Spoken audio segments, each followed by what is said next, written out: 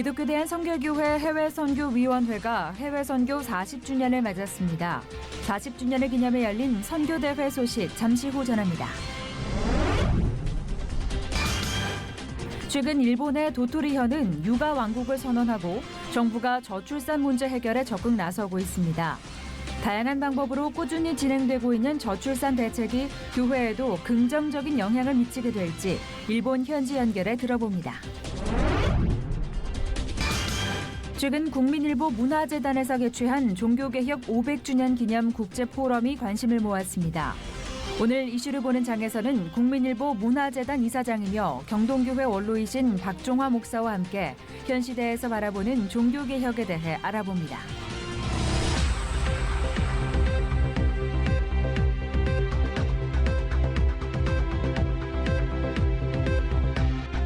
여러분 안녕하십니까? 양인순 목사입니다.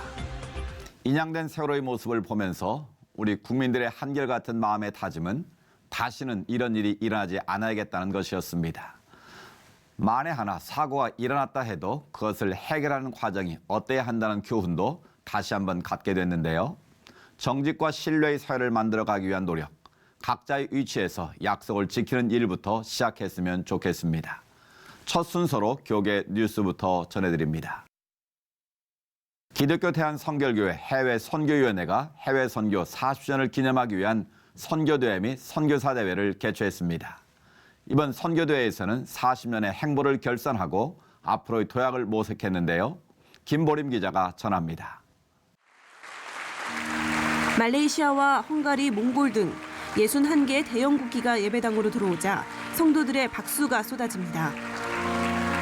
다시 함께 열방으로를 주제로 개최된 선교대회 기념예배에서는 교단에서 파송한 61개의 나라 608명의 선교사들이 참석해 예배당을 뜨겁게 달궜습니다.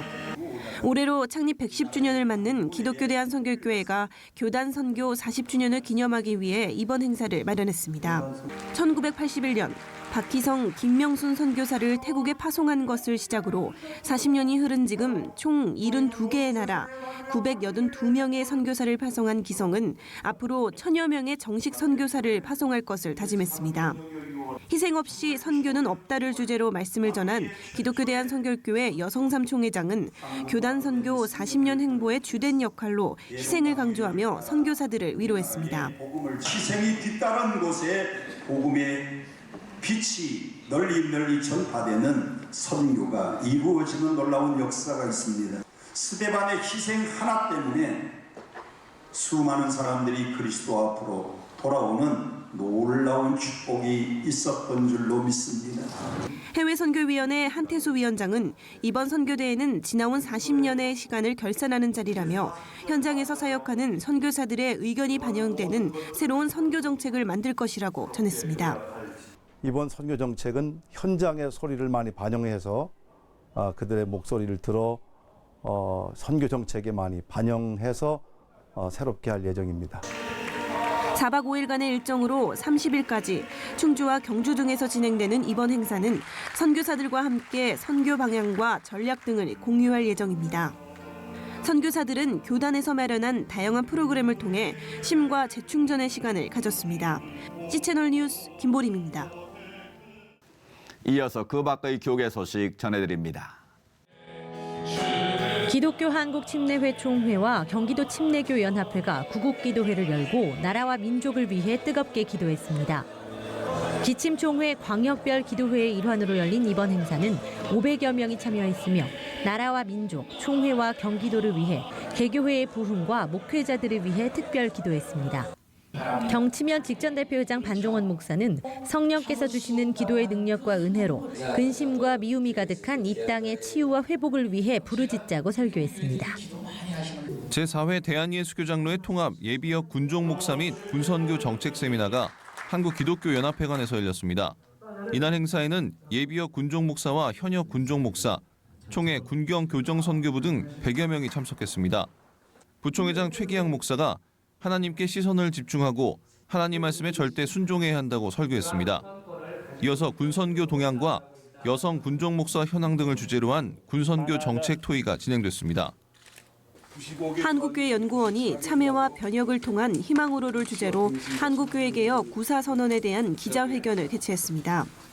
이날 발표된 선언문은 참여와 교회, 지도자 분야 등 모두 9장 94개로 작성됐습니다.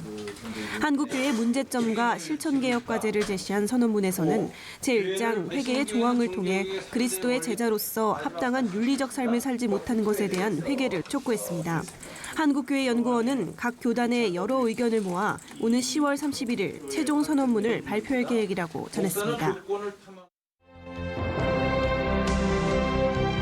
한국기독교총연합회가 성명을 통해 구인의 세월호 미수습자의 온전한 인양을 촉구했습니다. 또 한국교회와 성도들에게도 피해 가정에 대한 기도를 요청했습니다.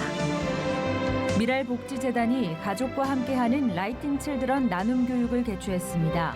참석자들은 직접 만든 태양광 랜턴을 저개발국으로 보내 에너지 나눔에도 동참했습니다. 기독교 학교교육연구소가 27일부터 28일까지 제주 성안교회에서 기독학부모 교실 지도자 과정을 진행합니다. 지도자 과정에서는 기독학부모의 정체성과 교육보기 등 총 8가지 주제 강좌가 진행됩니다. 종신대학교가 서울 신남성 초등학교와 교육 관련 지원 상호 협력 협약을 체결했습니다. 종신대는 초등학생을 대상으로 종신대생 멘토링 지정 프로그램 등을 운영한다고 전했습니다. 이번에는 나라 밖 소식입니다. 사업에 성공한 사람들은 남들보다 부지런하다거나 원칙을 잘 지킨다거나 하는 몇 가지 공통점들이 있습니다. 그러나 미국에서 식당 경영에 성공한 한 중국인 사업가는 자신의 사업 성공 비결 첫 번째 이유로 예수님을 꼽았습니다. 미국에서 전해온 소식입니다. It's 6 o'clock in the morning and the day has already started at Peter Chang's. The kitchen is full of vegetables and energy. From Washington, D.C. to Maryland and Virginia, Jiang Pengliang, also known as Peter Chang, has made a name for himself. However, he says when he first moved to the United States, he was just a small fish in a big pond. When I came to the US in 2001, I was so young. I had many dreams, such as opening up my own restaurant. I was so jealous of others, but I knew all I could do was to be patient and learn from others.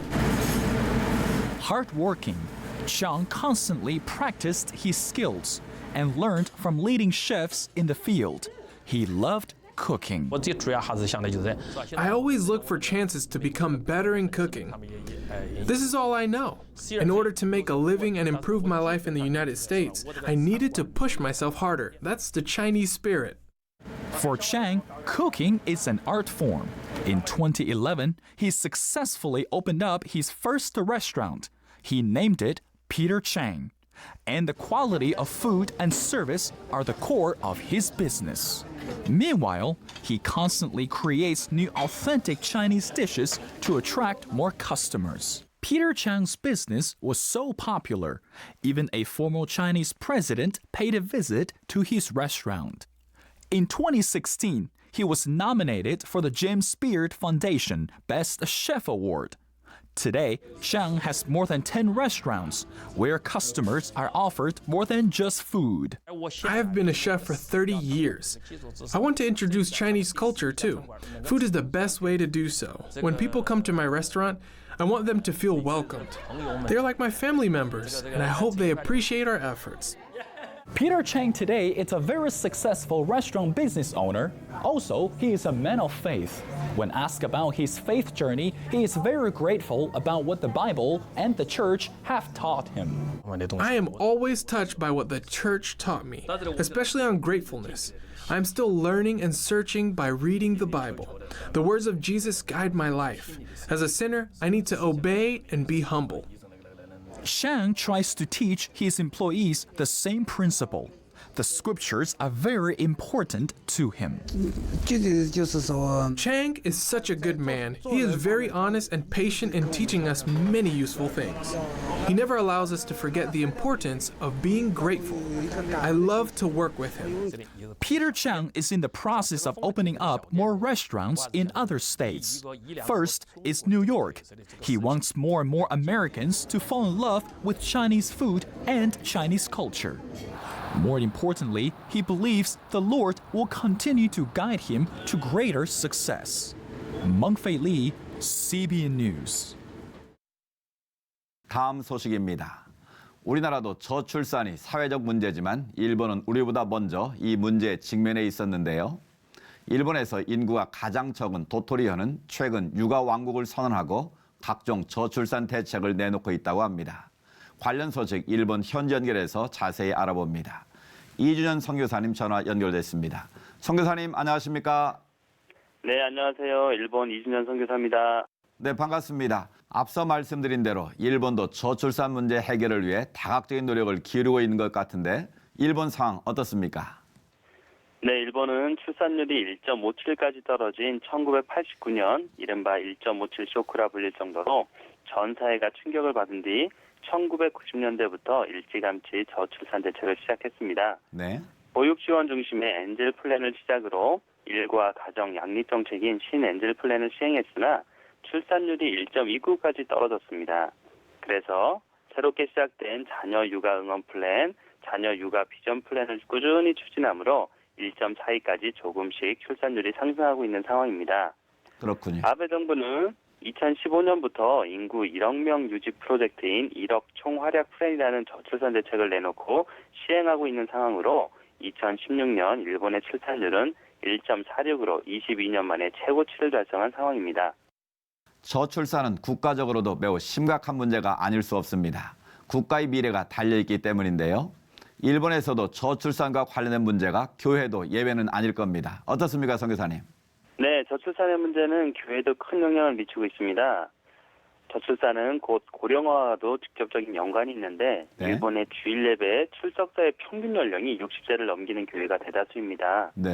그러다 보니 교회는 미래지향적인 사역을 하기가 어렵고 젊은이들이 교회에 와도 적응하기가 어려우며 몸이 불편해서 병원이나 시설에 계시는 성도님들이 많아 주일 출석사가 점점 감소하고 있습니다. 그로 인해 재정의 감소로 교회 운영에도 영향을 미치고 있습니다. 네. 또한 소수의 크리스찬 청년들의 결혼 시기가 늦어지면서 출산에 어려움을 겪기도 합니다. 이는 자녀들 다음 세대에게 신앙을 물려주지 못하는 결과를 낳게 됩니다. 네. 현재 일본 교회 13% 약 1000여 개 교회가 목회자가 없는 무목교회인 실정인데 이는 저출산과 고령화의 영향이 크다고 볼 수 있습니다. 네, 네.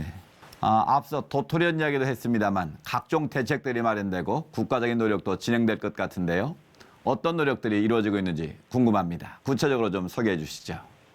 네, 사회적으로는요. 고용과 소득의 불안정을 해소하고자 비정규직 임금 인상과 최저임금을 올리는 방안을 시도하고 있으며 장시간 노동이 출산과 보육의 적으로 보고 노동시간을 줄이는 정책들을 펴고 있습니다. 네. 또한 1972년부터 자녀 양육의 경제적 부담을 덜어주는 아동수당이 중학생까지 지급되고 있습니다. 네, 네. 이외에도 여성의 경제활동을 활성화하는 방안들도 있습니다. 이와 더불어 교회도 초교파적인 정부의 교황과 협력을 통한 해결 방안의 모색이 다각적으로 이루어져야 할 것으로 보입니다.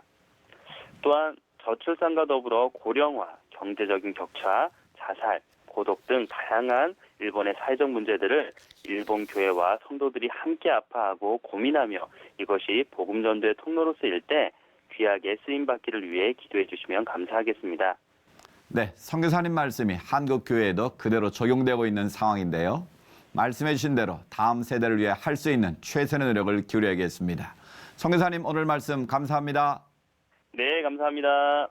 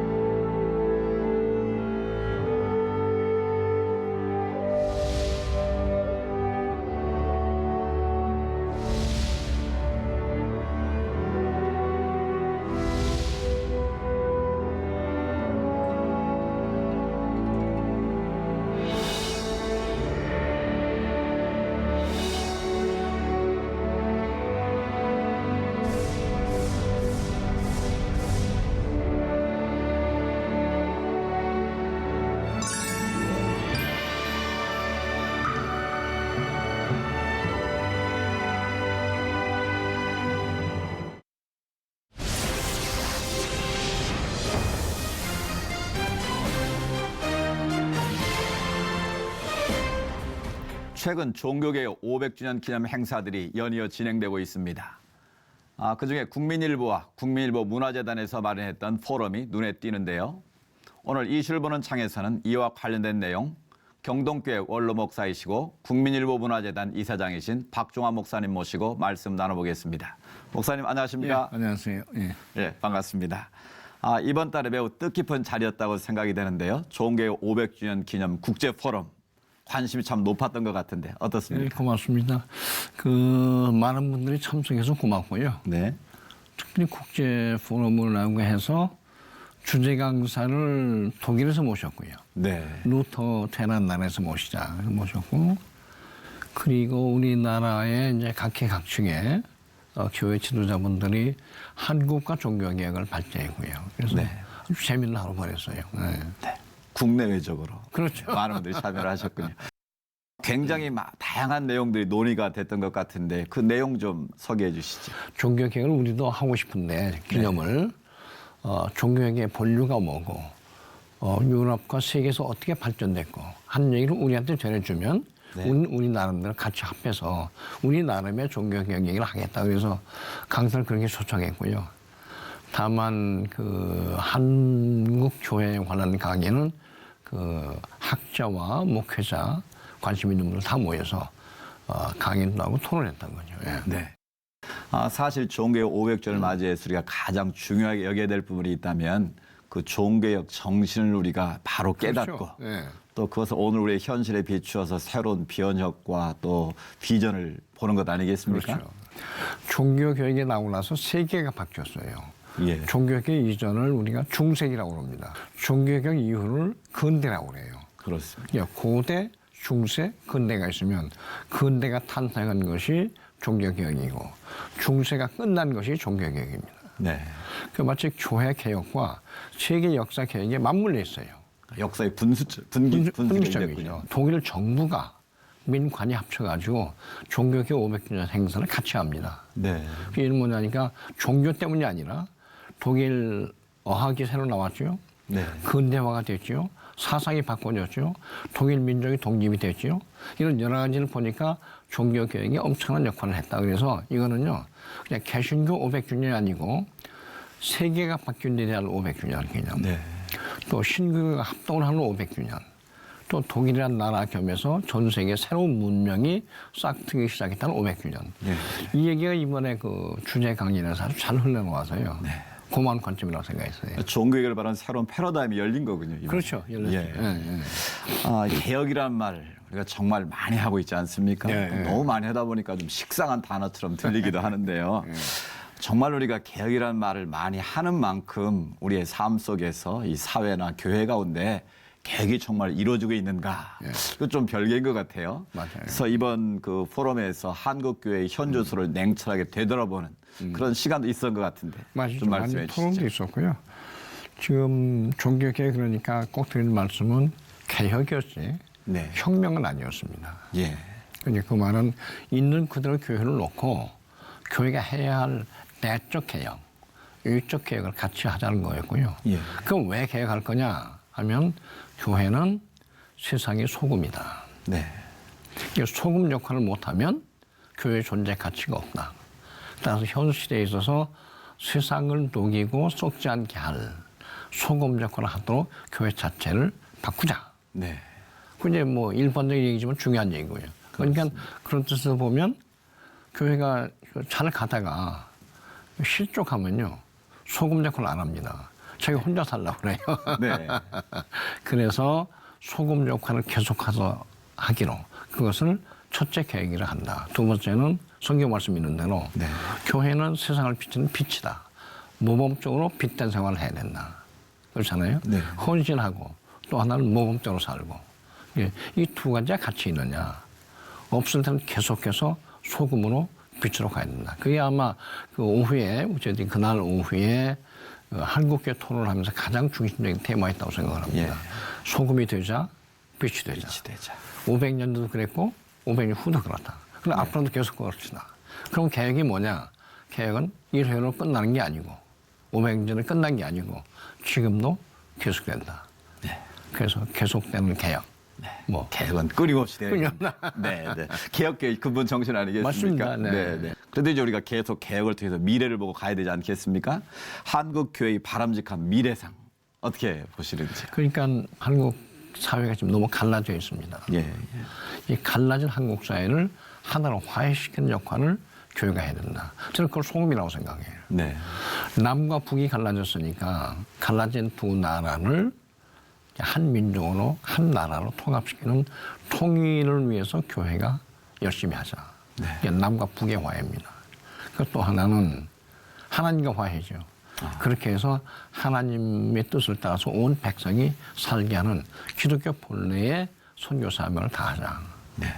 여력을 더 내서 동북아시아 특별히 저는 동북아시아가 거의 비기독교적 정신 바탕에 세워진 나라들입니다. 그래서 여기서 한국이 유일하게 제일 작은 나라이지만 기독교가 제일 왕성한 나라예요. 그렇습니다. 그 무슨 사명이냐? 한반도 복음화만이 아니라 저도 동북아 나가서 아시아권의 복음화를 위해서 한국교회를 하나님이 택해 주셨다. 네. 그러니까 그런 자신감 가지고 한번 나가보자. 뭐 그런 얘기. 네, 네. 작년에 이어 올해 이르기까지 국정농단 사태와 대통령 탄핵까지 정말 국내 정세가 아주 격변기에 있지 않습니까? 많은 국민들이 뼈아픈 고통 속에 신음하고 있는 것 같은데요. 다시는 그런 일이 반복되지 않도록 사회에 대한 올바른 인식을 갖는 것도 굉장히 중요해 보이는데요. 중요하죠. 네. 그러니까 전부 아부하는 사람들은 많았다고 생각합니다. 네. 그렇죠? 근데 꾸짖고 견제하고 잘 가라고 이렇게 파수꾼 역할을 해주는 세력이 적었다. 그래서 이런 농단 사태가 왔다. 그러니까 뭐 정치 순재 구조를 보면 입법, 사법, 행정이 다 있고 네. 또 요즘 말로 언론이 사부라고 그러는데 우리 시체는도 사부지요. 네. 그러니까 사부뿐이 아니라 교회는 뭐냐? 저는 종교는 제5부에 속한다. 네. 역할은 뭐냐면 좋은 의미에 누룩처럼 가되 이렇게 견제하고 비판도 하면서 격려도 하고 네. 이런 말 종교 나름의 행위를 해야지 그냥 세상에 흘러가는 대로 흘러가서는 안 된다 생각이 들거든요. 네. 그 역할을 한국에 해야 된다. 이거 국정농단에서 네. 그런 생각이 들어요. 그렇습니다. 이제 40여일이 지나면 대통령 선거가 있지 않습니까? 올바른 지도자를 선출하는 것, 우리 그리스도인의 책임 아니겠습니까? 그렇게 해야죠. 그래서 저는 그 교회가요, 그리스도인들이 어떻게 되냐면 어느 특정 정치인과 자기 동의로 하는 것은 바람직하지 않다. 네. 각자는 찍을 수 있습니다. 그러나 우리 기독교 입장에서는 우리가 내세우는 자유와 하나님 뜻에 따른 정의와 평화와 화해와 이런 가치가 가장 잘 발휘될 수 있도록 안을 내놓고 네. 이 안을 찬성하는 후보를 찍겠다고 얘기를 해서 전 후보 누가 되든지 각자 투표하지만 교회로서는 후보가 아니라 후보의 정책에 대해서 네. 우리 기독교적인 가치관을 얘기하고 그 가치관이 당선자를 통해서 또는 후보를 통해서 통용되도 하는 것이 더 중요하지 않느냐. 네. 이런 생각을 합니다. 예. 그래 교회 가치가 있는 거죠. 네. 그렇습니다. 네. 네, 종교의 500주년을 맞은 올해는 여러모로 매우 중요한 때인데요. 말만 무성한 잔치가 되지 않도록 책임감을 다하는 시간이 되면 좋겠습니다. 한국 교회를 위해, 나라와 민족을 위해 더욱 기도해야겠습니다. 목사님 오늘 말씀 감사합니다. 예, 고맙습니다.